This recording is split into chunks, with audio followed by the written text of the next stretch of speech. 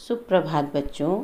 आज हम आपको कक्षा 6 की पुस्तक वसंत के पाठ 6 पा नज़र के कहानी का भाग 2 पढ़ाएंगे।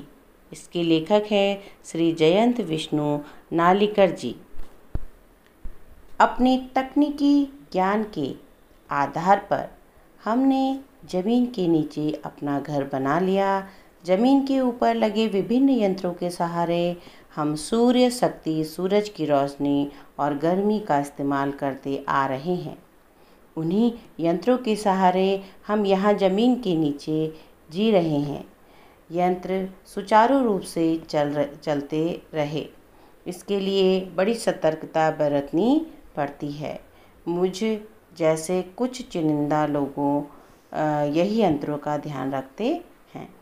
बड़ा हो जाऊंगा तो मैं भी यही काम करूंगा, छोटू ने अपनी मनसा जाहिर की। बिल्कुल, मगर उसके लिए खूब पढ़ना होगा, माँ और पापा की बात सुननी होगी, माँ ने कहा। दूसरे दिन छोटू के पापा काम पर चले गए। देखा तो कंट्रोल रूम का वातावरण बदला बदला सा था। शिफ्ट खत्म कर घर जा रहे स्टाफ के प्रमुख ने टीवी स्क्रीन की तरफ इशारा किया। स्क्रीन पर एक बिंदु झलक रहा था। वह बताने लगा, यह कोई आसमान का तारा नहीं है, क्योंकि कंप्यूटर से पता चल रहा है कि यह अपनी जगह अडिग नहीं रहा है। पिछले कुछ घंटों के दौरान इसने अपनी जगह बदली है। कंप्यूटर के अनुसार यह हमारी धरती की तरफ बढ़ता चला आ रहा है। अंतरिक्ष यान तो नहीं है? छोटू के पापा ने अपना संदेह प्रकट किया। संदेह हमें भी है। आप अब इस पर बराबर ध्यान रखिएगा। छोटू के पापा सोच में डूब गए। अब यहाँ पर छोटू के पापा उसे समझाते हुए कह रहे हैं कि जब धरती के ऊपर जीना कठिन हो गया, तब उन्होंने अपनी तकनीकी ज्ञान के आधार पर ज़मीन के नीचे घर बना लिया और ज़मीन के ऊपर यंत्र यानी मशीनें लगा दी, जिसकी मदद से सूर्य की शक्ति यानी रोशनी का प्रयोग ज़मीन के नीचे करने लगे और इसी तरह ज़मीन के नीचे जीते रहे। तो उन्होंने बताया कि वे इसलिए बराबर धरती के ऊपर जाते हैं ताकि वे इन यंत्रों का ध्यान रख सकें। तब छोटू ने कहा कि जब वह बड़ा हो जाएगा तो वो भी अपने पापा की तरह ही यही काम करेगा। फिर उसकी माँ ने उसे समझाया कि उसके लिए उसे बड़ों का कहना मानना होगा और खूब पढ़ाई करनी होगी। फिर अगले दिन जब छोटू के पापा ड्यूटी से घर आ रहे थे तो उन्हें स्टाफ के एक प्रमुख ने उनके ग्रह को आते हुए अंतरिक्ष यानों के बारे में बताया, जिसे देखकर वे चिंता में पड़ गए। आगे क्या सचमुच अंतरिक्ष यान होगा? कहाँ से आ रहा होगा? सौरमंडल में हमारी धरती के अलावा और कौन से ग्रह पर जीवों का अस्तित्व होगा? कैसे हो सकता है? और अगर होगा भी तो क्या इतनी प्रगति कर चुका होगा कि अंतरिक्ष यान छोड़ सके? वैसे तो हमारे पूर्वजों ने अंतरिक्ष यानों, उपग्रहों का प्रयोग किया था, मगर अब हमारे लिए यह असंभव है। उसके लिए आवश्यक मात्रा में ऊर्जा तो हो। काश इस नए मेहमान को नज़दीक से देखा जा सकता। हाँ, अगर वह इसी तरफ आ रहा होगा तब तो यह संभव हो सकेगा। देखें, अब अंतरिक्ष यान से एक यांत्रिक हाथ बाहर निकला। हर पल उसकी लंबाई बढ़ती जा रही थी। छोटू के पापा ने अवलोकन जारी रखा। कॉलोनी की प्रबंध समिति भी बुलाई गई थी। अध्यक्ष भाषण दे रहे थे। हाल ही में मिली जानकारी से पता चलता है कि 2 अंतरिक्ष यान हमारे मंगल ग्रह की तरफ बढ़ते चले आ रहे हैं। इस पैराग्राफ में बताया गया कि जब छोटू के पापा ने अंतरिक्ष को अपनी ओर आते देखा तो वे सोचने लगे कि सौरमंडल पर हमारी धरती के अलावा ऐसा कौन सा ग्रह है जहाँ पर जीवों का अस्तित्व हो। फिर उन्होंने पुराने दिनों को याद करते हुए सोचा कि उनके पूर्वजों ने भी ऐसे अंतरिक्ष यानों पर उपग्रहों का प्रयोग किया था, जबकि मंगल ग्रह में ऊर्जा की अधिकता थी। लेकिन वर्तमान में वे लोग अंतरिक्ष यानों का उपयोग नहीं कर सकते क्योंकि उनके पास आवश्यक मात्रा में ऊर्जा नहीं है। छोटू के पापा इस अंतरिक्ष यान को नज़दीक से देखना चाहते थे और इसीलिए उन्होंने अवलोकन जारी रखा और प्रबंध समिति की एक सभा बुलाई गई। आगे, इनमें से एक अंतरिक्ष यान हमारे इर्द गिर्द चक्कर काट रहा है। कंप्यूटर के अनुसार ये अंतरिक्ष यान नज़दीक के ही किसी ग्रह से छोड़े गए हैं। ऐसी हालत में हमें क्या करना चाहिए, इसकी कोई सुनिश्चित योजना बनानी ज़रूरी है। नंबर 1, आपका क्या ख्याल है? कॉलोनी की सुरक्षा की पूरी जिम्मेदारी नंबर 1 पर थी। उन्होंने कुछ कागज़ समेटते हुए बोलना आरंभ किया। इन दोनों अंतरिक्ष यानों को जलाकर खाक कर देने की क्षमता हम रखते हैं, मगर इससे कोई जानकारी हासिल नहीं हो सकेगी। अंतरिक्ष यान बेकार कर ज़मीन पर उतरने पर मजबूर कर देने वाले यंत्र हमारे पास नहीं हैं। हालांकि अगर ये अंतरिक्ष यान खुद ब खुद ज़मीन पर उतरते हैं तो उन्हें बेकार कर देने की क्षमता हम में अवश्य है। मेरी जानकारी के अनुसार इन अंतरिक्ष यानों में सिर्फ यंत्र हैं, किसी तरह के जीव इनमें सवार नहीं हैं। नंबर 1 की बात सही लगती है। नंबर 2 एक वैज्ञानिक थे। वे बोले, हालांकि यंत्रों को बेकार कर देने में भी खतरा है। इनके बेकार होते ही दूसरे ग्रह के लोग हमारे बारे में जान जाएंगे। इसीलिए मेरी राय में हमें सिर्फ अवलोकन करते रहना चाहिए।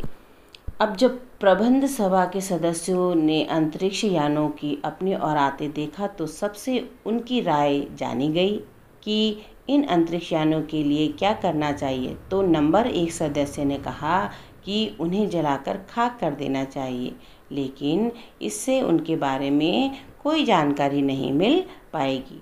और नंबर 2 ने कहा कि उन्हें बेकार नहीं करना चाहिए क्योंकि ऐसा करने से दूसरे ग्रह के लोग मंगल ग्रह के जीवन के बारे में जान जाएंगे और उन्हें सिर्फ उनका अवलोकन करना चाहिए। आगे, जहाँ तक हो सके हमें अस्तित्व को छिपाए ही रखना चाहिए क्योंकि जो हो सकता है जिन लोगों ने अंतरिक्ष यान भेजे हैं वे कल को इनसे भी बड़े सक्षम अंतरिक्ष यान भेजें। हमें यहाँ का प्रबंध कुछ इस तरह रखना चाहिए जिससे इन यंत्रों को यह गलतफहमी हो कि इस ज़मीन पर कोई भी चीज़ इतनी महत्वपूर्ण नहीं है कि जिससे वे लाभ उठा सके। अध्यक्ष महोदय से मैं यह दरख्वास्त करता हूँ कि इस तरह का प्रबंध हमारे यहाँ किया जाए। नंबर 3 सामाजिक व्यवस्था का काम देखते थे। कैसा अजीब लग रहा है यहाँ, इसके अंदर क्या होगा पापा? छोटू ने पूछा।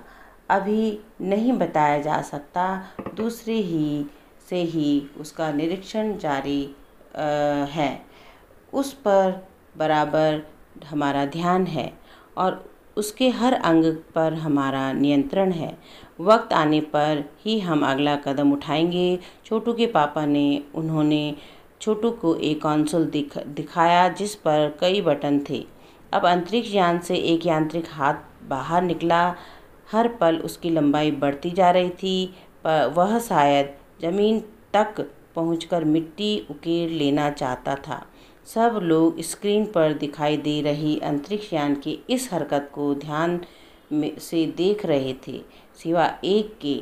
उसका ध्यान कहीं और ही था। छोटू का सारा ध्यान था कंसोल पैनल पर। कंसोल का एक बटन दबाने की अपनी इच्छा को वह रोक नहीं पाया। वह लाल लाल बटन उसे बरबस अपनी तरफ खींच रहा था। अब इन पैराग्राफों में बताया गया है कि जब छोटू ने को कंट्रोल रूम में लेकर उसके पापा गए तो वहाँ से उसे अंतरिक्ष यान को अपनी धरती पर उतरते हुए देखा। अब उसके पापा ने उसे एक कंसोल दिखाया जिसमें बहुत सारे बटन थे, जिसके द्वारा वे अंतरिक्ष यान की हर गतिविधि को देख सकते थे, नियंत्रित कर सकते थे। जहाँ की सारे लोग अंतरिक्ष यान को बड़ी ध्यान से देख रहे थे और उसको देख रहे थे। छोटू ने कंसोल पैनल का एक बटन को दबा दिया। अंतरिक्ष यान से एक यांत्रिक हाथ बाहर निकलकर सतह की मिट्टी उठा लेने की कोशिश कर रहा था और सब लोग उसको बड़ी ध्यान से देख रहे थे। आगे और सहसा खतरे की घंटी बजी। सबकी निगाहें कंसोल की तरफ मुड़ी। पापा ने छोटू को अपनी तरफ खींचते हुए एक झापट रसीद कर दिया और लाल बटन को पूर्व स्थिति में ला रखा। मगर उस तरफ अब अंतरिक्ष यान के उस यांत्रिक हाथ की हरकत सहसा रुक गई। यंत्र बेकार हो गया। उधर पृथ्वी पर national aeronautics and space administration NASA द्वारा प्रस्तुत वक्तव्य से ने सबका ध्यान अपनी ओर आकर्षित कर लिया। मंगल ग्रह की धरती पर उतरा हुआ अंतरिक्ष यान वाइकिंग अपना निर्धारित कार्य कर रहा है। हालांकि किसी अज्ञात कारणवश अंतरिक्ष यान का यांत्रिक हाथ बेकार हो गया है।